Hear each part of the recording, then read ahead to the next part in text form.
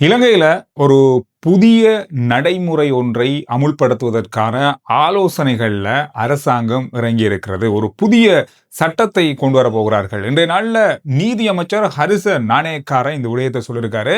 அதாவது உலக நாடுகள் பலவற்றில நாம பார்த்திருக்கோம். பெரிய பெரியவங்கள குற்றவாளிகள அதிகமா வீட்டுக் காவலில் வைத்திருக்கோம் அப்படின்ற மாதிரி சொல்லுவாங்க. வீட்டுக் காவல் வைக்கப்பட்டிருக்காங்க. இத்தனை வருட காலமா வீட்டுக் காவல்ல வச்சிருக்காங்கன்ற மாதிரியான நிறைய செய்திகள் நாங்க பார்த்திருக்கோம். அது இலங்கையில அந்த மாதிரி எதுவுமே நாம் இதுவரையில கேள்விப்பட்டதில்லை. ஆனா வருகின்ற காலத்துல இலங்கையில குற்றவாளிகளை வீட்டுக் காவலில் வைக்கிறதுக்கான ஒரு சட்டத்தை கொண்டு வரதற்கான ஆலோசனைகளும் அதற்கான வேலைகளும் இப்பொழுது நடந்து கொண்டிருக்கிறது. சட்டத்துறையினுடைய ஆலோசனைகளோடு இந்த நடவடிக்கையை மேற்கொண்டு வருவதாக சொல்லியிருக்காரு அமைச்சர். இதுல என்ன நடக்க போகுதுன்னு சொன்னா, இப்பொழுது இலங்கையை பொறுத்தவரையில இலங்கையில ஒரு ஒரு குறிப்பிட்ட அளவான தொகையை தான் சிறைச்சாலைகளில் வைக்கலாம், அதாவது ஜெயிலில் வச்சிருக்கலாம். இலங்கையினுடைய சிறைச்சாலைகளை நாம எடுத்துக்கொண்டு சொன்னா 10,500 பேர் தான் இலங்கையினுடைய சிறைச்சாலைகளில் இருக்கக்கூடிய அளவில் இலங்கையில் அத்தனை சிறைச்சாலைகளையும் கைதிகளை வைக்க முடியும். ஆனா இப்ப 39,500க்கும் அதிகமான கிட்டத்தட்ட 40,000 பேர் சிறைச்சாலையில் இருக்காங்கன்னா பாருங்க, 4 மடங்கு பெரிய அளவான தொகை சிறைச்சாலைகள்ல இப்ப இருக்கு. பெரிய சிறைச்சாலைகள்ல நெருக்கடி ஏற்பட்டிருக்கு. இதுல இன்னும் ஒரு கவலைக்குரிய விஷயம் என்னன்னு சொன்னா, 28,000 பேர் ரிமாண்ட் பண்ணப்பட்டவர்கள், அதாவது குற்றம் நிரூபிக்கப்படாம இப்பொழுது விளக்கமறியல் காலம் 14 நாட்கள் 30 நாட்கள் சொல்லி விளக்கமறியல் காலம் இருக்குது. அந்த விளக்கமறியல் காலம் வைக்கப்பட்டவங்க 28,000 பேர் இருக்காங்க. அதுலயும் 20,000 பேர் போதைப்பொருள் சம்பந்தமாக கைதானவங்க. அடேங்கப்பா, இதெல்லாம் இப்போ குறிப்பிட்ட ஒரு காலத்துக்குள்ளதான் அதிகரிச்சிருக்கிறது. இதனால சிறைச்சாலையினுடைய அந்த நடவடிக்கை என்றது கட்டுப்படுத்த முடியாத அளவான சிறை கைதிகள் நாட்டில் இருக்காங்க அப்படின்றது குறிப்பிடத்தக்கது. கிட்டத்தட்ட 11 லட்சத்துக்கும் அதிகமான குற்றவியல் வழக்குகள் நிலுவையில் இருக்கு. இதெல்லாமே நடைமுறை சாத்தியம் இல்லாத விஷயங்கள் உடனடியாக முடிக்கிறதுன்றது நீதிமன்றங்களையும் அதிகரிக்க போறாங்க. குறிப்பா குற்றத்தை, அதாவது போதைப்பொருள் குற்றத்தோடு இருக்கின்றவங்களை விசாரிக்கிறதுக்கான தனியான நீதிமன்றங்கள் கிட்டத்தட்ட 7 நீதிமன்றங்கள் பிரத்யேகமாக ஆரம்பிக்கப்பட போகுது. எனவே இந்த மாதிரியான மிக முக்கியமான விடயம் ஒன்றை அமைச்சர் 2 நாள்ல சொல்லியிருக்காரு. அதாவது நம்முடைய நாட்டில் வீட்டுக்காவல்ல வைக்கிற அப்படின்ற ஒரு பகுதி வந்தால் யாரெல்லாம் வைக்க போறாங்க, அதாவது எந்த குற்றத்தை அடிப்படையாக கொண்டு அவர்கள் வீட்டுக்காவல்ல ஜெயிலில் இல்லாம வீட்டுக்காவல்ல வைக்கிறதுக்கான அனுமதி வழங்கப்படுது. எல்லாமே நீதிமன்றம் தான் அனுமதி வழங்குவாங்க. நீதிமன்றம் தான் தீர்மானிக்கும். இந்த நடைமுறை அமலுக்கு வந்ததுக்கு பிறகு அந்த மாதிரி ஒரு நிலைமை யாருக்கெல்லாம் இருக்க போகுது அப்படின்றதான் இப்ப இருக்க கேள்வி. எனவே இந்த நடைமுறை பற்றி நீங்க என்ன நினைக்கிறீங்கன்றத கருத்துக்கள்ல சொல்லுங்க. அதோட இன்றைய நாள்ல மக்கள் பாதுகாப்பு அமைச்சர் ஆனந்த விஜயபால இன்னும் ஒரு முக்கியமான தகவல் வெளியிட்டிருக்காரு. 2025ஆம் ஆண்டு போன வருஷம் மிகப்பெரிய அளவான போதைப்பொருள் கைப்பற்றல் நடவடிக்கைகள் நடந்தது நாட்டில். இப்போ வரைக்கும் நடந்து கொண்டுதான் இருக்கு. போன வருஷம் மட்டுமே கைப்பற்றப்பட்ட போதைப் பொருட்களுடைய மொத்த தொகையை வெளியிட்டிருக்காரு. அந்த அடிப்படையில் 2000 கிலோ ஹெரோயின் கைப்பற்றப்பட்டிருக்கு போன வருஷம் மட்டும். 4000க்கும் அதிகமான ஐஸ் போதைப்பொருள், கிலோகிராம் ஐஸ் போதைப்பொருள் கைப்பற்றப்பட்டிருக்கு. அதே போல 15,000க்கும் அதிகமான கிலோகிராம் கஞ்சா போதைப்பொருள் கைப்பற்றப்பட்டிருக்கிறது. 43.3 கிலோகிராம் ஹொக்கைன் கைப்பற்றப்பட்டிருக்கு. இதுல இன்னொரு முக்கியமான விஷயம், 4.8 மில்லியன் போதைப்பொருள் மாத்திரைகள் கைப்பற்றப்பட்டிருக்கு. 2.1 மில்லியன் சட்டவிரோதமான சிகரெட்டுகள் கைப்பற்றப்பட்டிருக்கிறது. 2,80,000 பேர் இதோட சம்பந்தப்பட்டு கைது செய்யப்பட்டிருக்காங்க. அதோட இந்த போதைப்பொருள் கும்பல்களோடு அண்மை நாட்களா பிடிப்பட்ட முக்கியமான போதைப்பொருள் வியாபாரிகளிடமிருந்து பெறப்பட்ட கையடக்க தொலைபேசி அழைப்புகள், அவங்களுடைய கையடக்க தொலைபேசி என்ற தகவல்களின் அடிப்படையில் அதிகமான கடந்த கால அரசியல்வாதிகளும் இதுல அவங்களோடு சம்பந்தப்பட்டிருக்காங்க, தொடர்புபட்டிருக்காங்க அப்படின்றதையும் கண்டுபிடிச்சிருக்காங்க. இந்த போதைப் பொருளோடு சம்பந்தப்பட்டவர்களுடைய கைது நடவடிக்கையின் போது தேடப்பட்ட ஆதாரங்களின் அடிப்படையில் அவர்களுக்கு சொந்தமான 100 கோடிக்கும் அதிகமான சொத்துக்கள் அரச உடைமையாக்கப்பட்டிருக்கிறது. பெரிய அளவான ஒரு ஆபரேஷன் நடந்திருக்கு போன வருஷத்துல.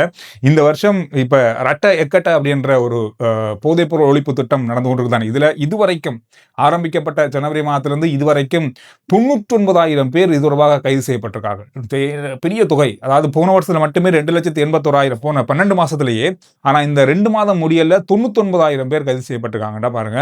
பெரிய நெருப்பு மாதிரி வேலை நடக்குது அப்படின்னு சொல்லலாம். அந்த அளவுக்கு போதைப் பொருளை கட்டுப்படுத்தும் நடவடிக்கைகள் நாட்டில் தொடர்ச்சியாக நடைபெற்றுக் கொண்டிருக்கிறது. கவனமா இருங்க. வாகனம் ஓடுற சாரதிகள் மிக மிக அவதானம். காரணம் என்னன்னு சொன்னா, 36,000 குச்சிகள் கொண்டு வரப்பட்டிருக்கிறது. மது போதையில வாகனம் செலுத்தி அவங்கள பரிசோதனை செய்வதற்காக, மது போதையில வாகனம் செலுத்துறவங்கள பரிசோதனை செய்வதற்காக 36,000 குச்சிகள், பரிசோதனை குச்சிகள் கொண்டு வரப்பட்டு இப்பொழுது நாடு முழுவதும் உள்ள காவல்துறை நிலையங்களுக்கு விநியோகிக்கப்பட்டிருக்கு.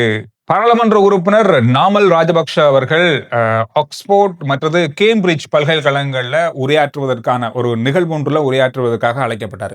இது தொடர்பான பெரிய அளவான எதிர்ப்புகள் அங்கிருக்கின்ற அமைப்புகளால விடுக்கப்பட்டிருந்தது. அதாவது புலம்பெயர் தமிழ் அமைப்புகளால அதிகமான கண்டனமும் எதிர்ப்பும் இந்த உரையாற்றும் நிகழ்வுக்கு விடுக்கப்பட்டது. தொடர்ந்து அந்தந்த ஆக்ஸ்போர்ட் மற்றும் கேம்பிரிட்ஜ் அந்த நிகழ்வுகளை நடத்துகிற அந்த குழுவினர் நாமல் ராஜபக்ஷ அவருடைய உரையை ரத்து செய்திருப்பதாக சொல்லப்பட்டிருக்கிறது. இதுல UK மாணவர் ஒன்றியம், பிரிட்டன் தமிழ் இளைஞர் அமைப்பு ஆகியன இதற்கு மிகப்பெரிய அளவான கண்டனங்களை தெரிவித்திருந்தார்கள். எனவே இதன் அடிப்படையில இந்த உரை நிறுத்தப்பட்டிருப்பதாக சொல்லப்பட்டிருக்கு. இலங்கையில் இருக்கிற தாவரவியல் பூங்காக்கள், இந்த தாவரவியல் பூங்காக்களுடைய வருமானம் போன வருஷத்துல மட்டும் 2025 மட்டும் 100 கோடிக்கும் அதிகம். சரியா கணக்கிட்டு சொல்ல போனா 134 கோடி தாவரவியல் பூங்காக்களை பார்க்க போன மக்களால், சுற்றுலா பயணிகளால் பெறப்பட்ட வருமானம். கடந்த டிசம்பர் மாதத்துல தாவரவியல் பூங்காக்கள் தித்வா புயல் காரணமாக மூடப்பட்டிருந்தது. ஒரு 10-15 நாள் மூடப்பட்டிருந்தது. அப்படி இருந்தும் இந்த மிகப்பெரிய ஒரு வருமானத்தை பெற்றிருக்கிறது தாவரவியல் பூங்காக்கள். இந்த வருஷ ஆரம்பத்துல போன வருஷத்தை பெறப்பட்ட அந்த ஆரம்ப கட்ட வருஷங்களுடைய அந்த எண்ணிக்கையை விட அதிகரித்திருக்கிறது. இந்த வருஷத்துல இதை விட அதிகமான வருமானத்தை தாவரவியல் பூங்காக்கள் பெற்றுக்கொள்ளும் அப்படின்னு மாதிரி சொல்லியிருக்காங்க. தாவரவியல் பூங்காக்களுக்கு மட்டும் இந்த வருமானம் கிடைச்சிருக்கிறது. இன்னொரு முக்கியமான தகவல், இதை பத்தி நீங்க கண்டிப்பா கவனத்தில் எடுக்கணும். வெளிநாடு போக இருக்கிறீங்க, இந்த விசா ஆலோசனை என்ற பெயர்ல போலியான முகவர் நிறுவனங்களை நடத்தி வந்த பலர் கைது செய்யப்பட்டிருக்காங்க. அதாவது வெளிநாட்டு வேலைவாய்ப்பு பணியகத்தினுடைய நடவடிக்கையால் இந்த கைது நடவடிக்கைகள் மேற்கொள்ளப்பட்டிருக்கிறது. 20 லட்சம் 30 லட்சம் மோசடிகளும் செய்யப்பட்டிருப்பதாக சொல்லப்பட்டிருக்கு. விசா ஆலோசனை, விசா பெற்றுத்தாரது, மற்றது பல வெளிநாட்டு ருமேனியா போன்ற நாடுகளுக்கான விசாக்களை பெற்றுத்தாரது, வேலைவாய்ப்புகளை பெற்றுத்தாரது தொடர்பாக பலதரப்பட்ட ஆலோசனைகள் வழங்கப்பட்டிருக்கு. இது எல்லாமே போலியாக நடந்திருக்கு. சில சந்தேகத்தின் அடிப்படையில் இவர்களை பரிசோதனை செஞ்சதில் தான் இவர்கள் கைது செய்யப்பட்டிருக்கார்கள். முறைப்பாடுகள் கிடைக்கப்பட்டதன் அடிப்படையில் கைதுகள் நடந்திருப்பதாக சொல்லப்பட்டிருக்கு. வெளிநாடு போறீங்க, மிக அவதானமா எந்த ஏஜென்சி உண்மையானதா, இது வேலைவாய்ப்பு பணியிடத்தில் பதிவு செய்யப்பட்டிருக்கிறதா என்பது தொடர்பாக ஆராய்ந்து விட்டு அவர்களோடு பணியாற்றலாம். இல்லை இவங்க மேல சந்தேகம் இருந்தால் உடனடியாக வெளிநாட்டு வேலைவாய்ப்பு பணியிடத்தோடு தொடர்பு கொண்டு அது தொடர்பான விவரங்களை தெரிவித்து அதை உறுதிப்படுத்திக் கொள்ளலாம் அப்படின்றதையும் சொல்லியிருக்காங்க. எனவே மிக அவதானமா இருங்க. மிக முக்கியமான விஷயமாக இது பார்க்கப்படுது.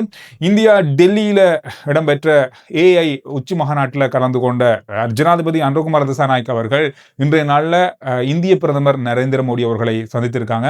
இது தொடர்பான பலதரப்பட்ட பேச்சுவார்த்தைகள் நடந்திருக்கிறது. AI தொழில்நுட்பத்தை பயன்படுத்தி மனிதர்களுடைய வாழ்வுக்கு ஆரோக்கியமான விடயங்களை செய்வது தொடர்பாக, இலங்கைக்கும் இது தொடர்பான பலதரப்பட்ட விடயங்களை கொண்டு வருவது தொடர்பான பல பேச்சுவார்த்தைகள் இன்றைய நாளில் அவரோடு இடம்பெற்றிருக்கிறது. ஒரு நல்ல முன்னேற்றகரமான ஒரு சந்திப்பாக இது இருக்கும் என்று சொல்லப்படுது. காரணம் என்று சொன்னால், வருகின்ற காலத்தில் இலங்கை இப்பொழுதே ஆரம்பித்திருக்கிறார்கள் டிஜிட்டல் மயமாக்கும் தொழில்நுட்பத்தை எல்லா பகுதிகளில் இருந்தும் கொண்டு வந்திருக்காங்க. உங்களுக்கு தெரியும் கடந்த வருஷம் ஆரம்பிக்கப்பட்ட ஆன்லைன் பேமெண்ட், அதாவது அரச விடயங்களை இணையதளத்தின் மூலமாக அல்லது ஆன்லைன் மூலமாக கட்டணம் செலுத்துகிற முறைமை, குறிப்பாக சாரதிகள் செய்கின்ற தவறுகளுக்கான கட்டணங்கள், இதெல்லாமே இப்பொழுது ஆன்லைன் மூலமாக வந்ததால அதிகளவான வருமானமும் நாட்டுக்கு இருக்கு, வெளிப்படைத்தன்மையும் இருக்கிறது. எந்த காசுமே யார்கிட்டையும் போகாது, நேராக அரசாங்கத்துக்கே போகும். இதெல்லாமே டிஜிட்டலால மட்டும்தான் முடியும். எனவே இந்த மாதிரியான ஒரு விஷயத்த இலங்கையில முழுமையாக கொண்டு வரதுக்கு இந்தியாவுடைய ஒத்துழைப்பு கண்டிப்பா தேவை. எனவே அந்த மாதிரி ஒரு முக்கியமான மாநாட்டில் ஜனாதிபதி கலந்துடன் இது ஒரு செய்தியா இருந்தாலும் இதால வரப்போற நன்மைகள் மிகப்பெரிய அளவாக இருக்க போது வருகின்ற காலங்களில் நாட்டுக்கு. எனவே ஆர்ஜி சந்துரு ரிப்போர்ட்டுடைய வாட்ஸ்அப் சேனலுடைய லிங்க் முதல் கமெண்ட்ஸ்லையும் டிஸ்கிரிப்ஷன்லையும் இருக்கு. ஃபாலோ பண்ணி வைங்க. சுருக்கமான விரைவான செய்திகளை அதுல நீங்க அறிந்து கொள்ளலாம்.